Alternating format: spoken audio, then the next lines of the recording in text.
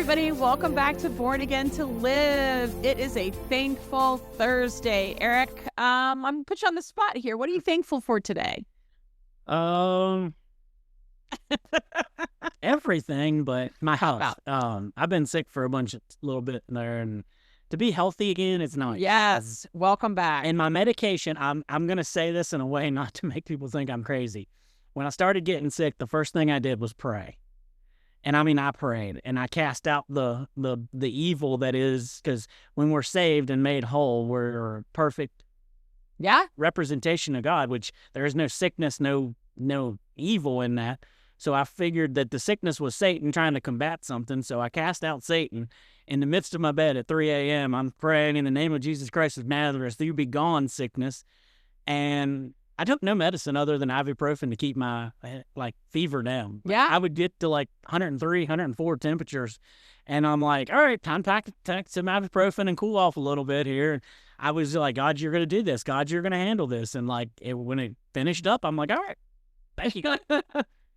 Oh, that's a good one, Eric. I am so thankful for my health as well. I don't thank God enough for it. And I think, oh my goodness, just the things that, the way we're able to keep up with these young kids because of our health is just so important to me. So I'll just tangent right along. We're both thankful for our health today. I'm also really thankful that we got the art room at Big Blue cleaned out because I'm staring at it right now. Like, boy, does she look shiny. But yes, here we are on a thankful Thursday. It's Born Again to Live, the podcast. I'm really excited about what's about to happen, Eric. This is going to be a good one. And I know, shout out to DJ, because this is one that DJ will love. Mm-hmm. But we're going to start a little study of Jonah. Yes. It's a minor prophet, small book in the Old Testament. And it's only minor because it's the small chapter. There is no minor prophets of God. If you're a prophet of God, you're big. You're a big deal. But Jonah, this guy, he only has 4 chapters, and they're small chapters at that, so it's a really small book. Yeah. But there's so much packed in this. So much. So the next couple days, week, whatever it takes, we're going to go through this and kind of unpack what impact this has on your life. Yeah, absolutely. This book means a lot to me, Eric, because when I had finally gotten to that point of surrender, you were talking yesterday about praying with Kipton as a kid, or in before you went to sleep and everything. Obviously, I always sort of believed in God because I always prayed to God when I was a kid. Before bedtime, I would always sort of say one of those what's the one that everyone says? Now I lay me down to sleep. That one. And then I also always thank him for animals. It's a thankful Thursday. I was always thankful for animals. So I guess I was always I believed in God without really knowing God. And so it was in my 30s that I finally made this decision to seek God. And it was all part of sort of my testimony that was I knew I couldn't keep just going along as I was. And I needed God to be in charge of my life and not me. And so I remember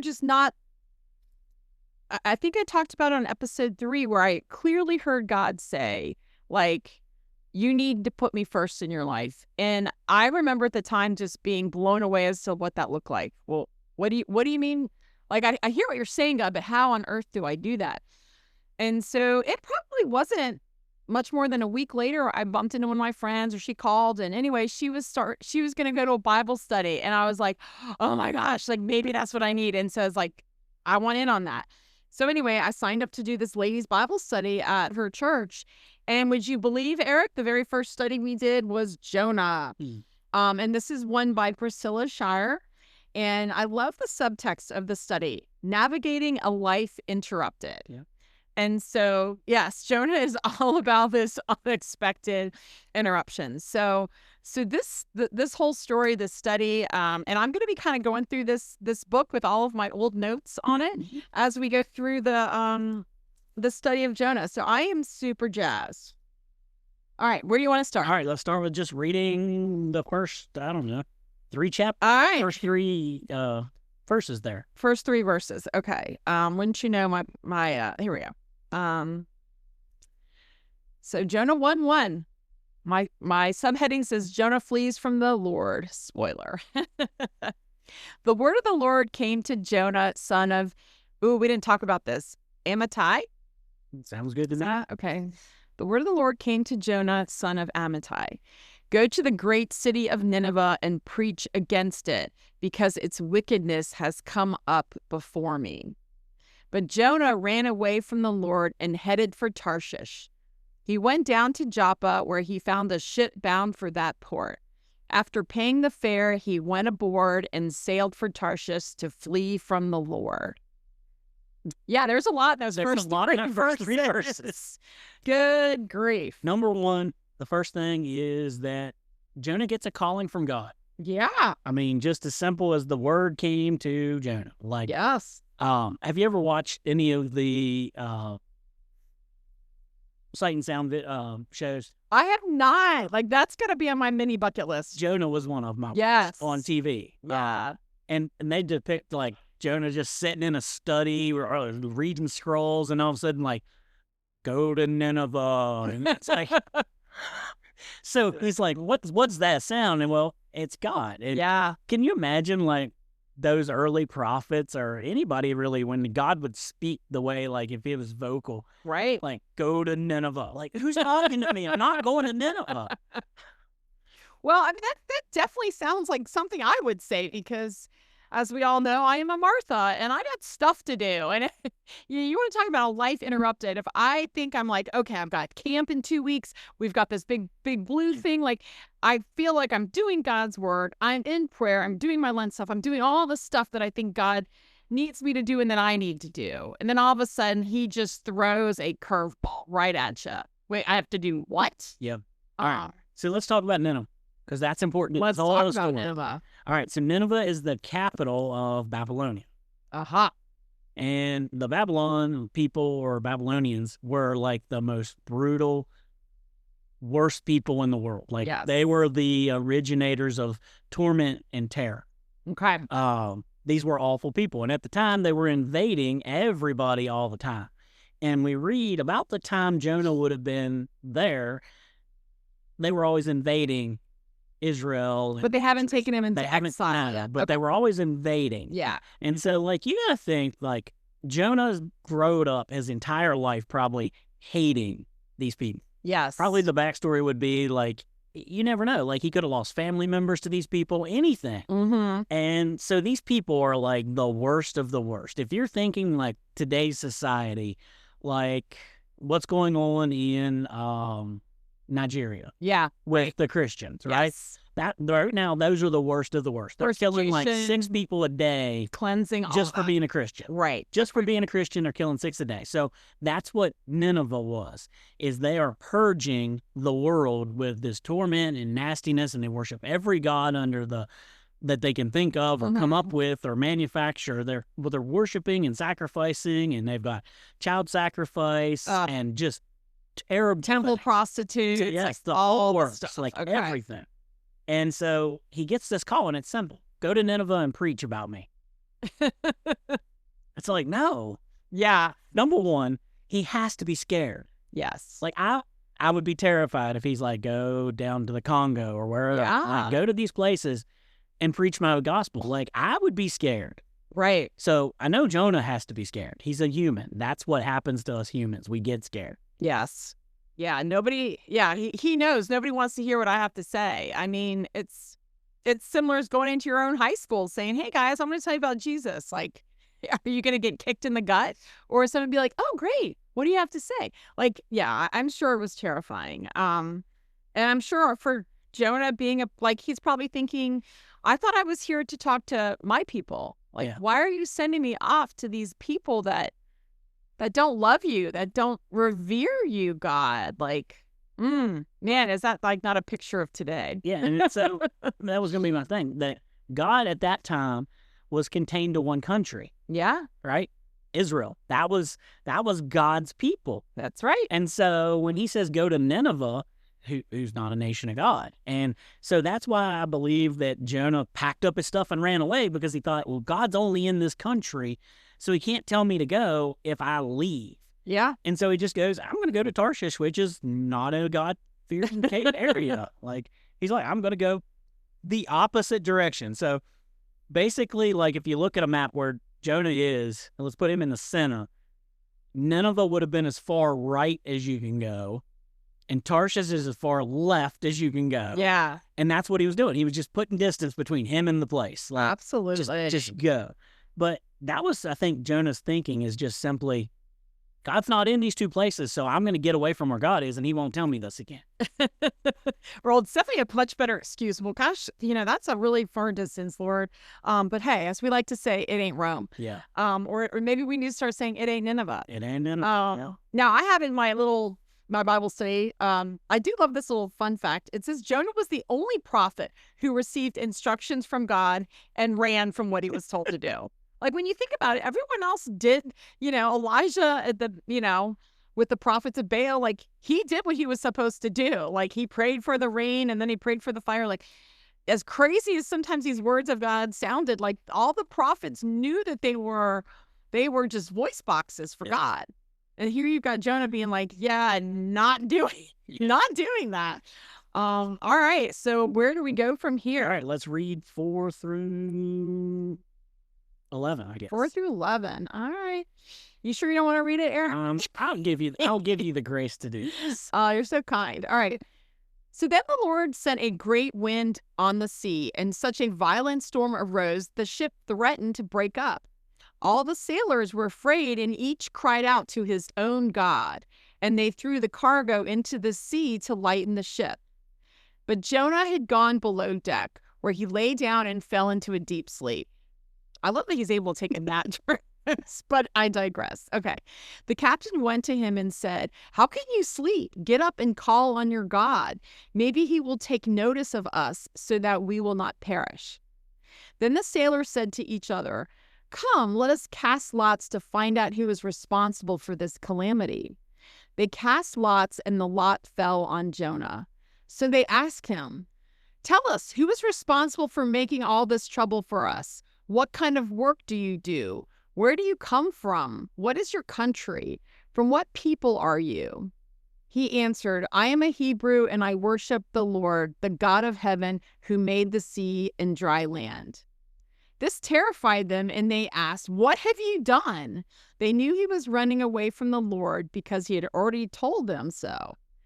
The sea was getting rougher and rougher, so they asked him, "What should we do to you to make the sea calm down for us?" Dun, dun, dun, dun. All right. So my next point that I had was basically, as much as he ran, God could find him. Oh, yeah. He's thinking, oh, I'm running away from God. But God's like, nope. And yes, the fact that he goes and takes a nap, and it didn't just say a light nap. It was like he falls into a deep sleep. So I think about Jesus on the boat when that storm arose, right? Mm-hmm. Like, he could sleep in that. And so maybe Jonah was put under that, Yeah. Maybe God just let him go to sleep and like, all right, you're gonna sleep deeply so I can show you in a minute what I'm doing. Well, I can't help but think, like, so here everyone is freaking out. They're throwing their cargo. They're trying to just do anything to keep the ship upright. Is Jonah taking a nap because he secretly is like, well, I'm not going to do anything to help the situation? Because maybe he'd just rather die at sea than go into Babylonia. And maybe in his mind, he's like, well, they're just going to capture and kill me anyway. Yeah. I'd rather die at sea than die with those savages, right? Maybe. And he could have been not panicking because he knew what the problem was. He's like, oh man, because his statement at the end of that is that, I am a Hebrew, and I serve the Lord, the God of heaven, who made the sea and dry land. And so, like, the sea is trying to, like, mess He already knows. Yeah, that God, I know he's got me right now. And, like, I'm not going to help you throw everything overboard, and I'm not going to do all this. And as soon as the captain says, like, who's causing this problem? Tell us. And he's like, oh, do you know God? I serve that God, but I'm running away right now. Well, I love that they had to find out on their own, right? So they're casting lots, which is kind of this weird little chance way that they would sort of, is it this person, God? And when they like sort of. It's kind of like drawing straws or Yeah. rolling dice. There was I've heard a bunch of different ways, but rolling dice was one of them. Like, yeah, you're number 7, and boom, the dice would come out, and they're like, okay, well, it's your turn. Yeah, it's got to be you. It's got to be you. So they somehow did find out because God revealed it to them. Yes. Because God might have been the God of the Hebrews, but he still loves these sailors just as much. And so, yeah, he revealed it to them that the problem was Jonah. So he did have to fess up to it. But it is kind of funny, though, that here they are, and he's acknowledging God is the Lord who made the sea. So naturally, it isn't he have control over it. So, yeah, as we start this and go through it, like Jonah runs away thinking he can run away from God, and God chases him down. In your life, it's the same thing. We usually get the word from God, we run the other way, and then God's waiting there at like whatever spot we're running to going, all right, are you ready yet? Yeah. Like, he's waiting on you. He's not chasing you. He's waiting on you. So God knew, hey, Jonah's going to do this. It's stupid, but I got to prepare and I've got to be ready for it. So there's a ship waiting on him. Everything's there. He allows Jonah to go through this just to be waiting at the end going, all right, do you see yet that do you see yet that I need you? Yes. And same in our life. Every day, God is waiting on you to get to that spot he's waiting on you for. And he knows what you're going to do to get to it, but he's just sitting there kind of twiddling his thumbs, waiting, like just, yeah. all right, today's the day. Amy's about proud. I'm thinking she's hopping on that ship, and I'm going to be able to show her that I am the way. Yeah. But it's just one of those, you got to get through the process of running and trying to think you're outrunning God when God's just standing there waiting. Like, well, and I think too, like, I think of us as toddlers, right? We are just crying and screaming and having a fit on the floor, and God's just kind of like waiting until we quiet down. Like, are you finished? So we can get on to. How'd that work out for you? Yeah. So it's funny, in my little study guide here, Eric, I have an answer from way back in the day, and this was certainly in my early stages of my walk, but the question in the study guide was, have you ever run from God? Yes, no, or not sure. Obviously, I checked the yes box, and it says, just write your thoughts on that. So from all these years back, I wrote down, I said, most of my 20s and mid 30s, I tried to be in control of my life without the need for God. And that is as true of a statement as, because like, I didn't outright rebel from God. I never said I don't believe in God. I never said God's dead or God never existed. Like, that was never my experience with God. But I was certainly a fan, not a follower. And I was certainly just never seeking God, right? It's just like, hey, God, I know you're out there and up there and doing things for other people, but I'm good. I got it, but that was my wilderness years, So, all right. All right, you want to read? Well, let's finish off through 16. Okay. We're going to finish off 12 through 16. We'll finish off that. That's the, if you were in a soap opera or one of these modern day shows, this is the part where they would just go straight through and then stop and pick up the next part. So we're going to cliffhanger? Yeah, we're going to do the cliffhanger to 16. Don't read 17. We're going to read 16 and stop. For those that have never heard the story, they're going to just be the cliffhanger. Okay. All right. So where we left off was they had said, what should we do to you to make the sea calm down for us? So in verse 12, Jonah responds, pick me up and throw me into the sea, he replied, and it will become calm. I know that it is my fault that this great storm has come upon you. Okay, so now I think my theory is accurate. I think Jonah wanted to perish because he did not want to go to Nineveh that bad. All right, so verse 13, instead, the men did their best to row back to land, but they could not, for the sea grew even wilder than before. Then they cried out to the Lord, please, Lord, do not let us die for taking this man's life.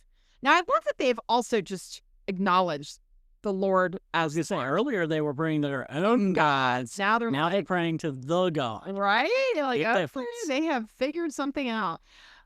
So they're asking for forgiveness right before they do this.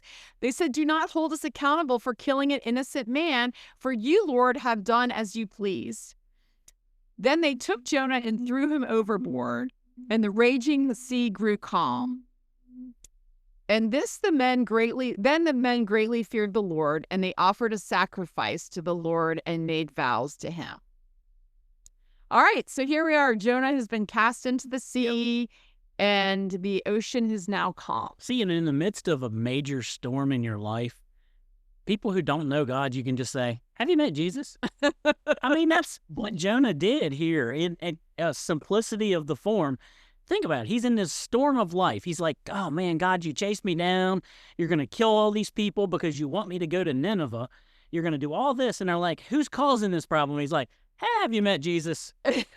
Exactly. Because that's who's causing this. That's what's happening here. I ran from my calling. Yeah. And God is not allowing it. So you're a bystander to this. And I just want you to know that the God who created everything is causing the sea to do this for my problem. And then I'm like, oh, so let's worship that God because he is ultimately the God. And so they all become converts and are worshiping God, praying to God, and sacrificing to God on the turn of a dime. Like, Yeah. so in all of Jonah's misfits and things he did wrong, he just said, have you met Jesus? And it's over. Like, Yeah. these people's lives have changed forever because they've realized who God is. That's it. I know. Just as we think God's interrupting our life, our plans, nothing's going as we think the plan should go. God has this, it's not a path of destruction. It's a path of like rebirth, right? Like in the midst of all the chaos, like look what he's doing to everyone around you. Like it's never just about us, right? It's always about everyone around us as well. So it's such a cool, I mean, Jonah packs a lot into a very small, amount of words. But yeah, in this whole crazy episode, that these men came to know the God that created them. And that's such a cool thing. So in my show mind of the natural film moment, they're on the deck worshiping God with their sacrifice, and Jonah's like wailing, falling into the sea, and it goes black. Yeah. Back tomorrow. There you go. All right, guys. Well, thanks for joining us on Thankful Thursday. I'm thankful that I haven't been thrown into the sea, Eric. I'm hoping I never get thrown into the sea. All right. To be continued tomorrow. See you guys.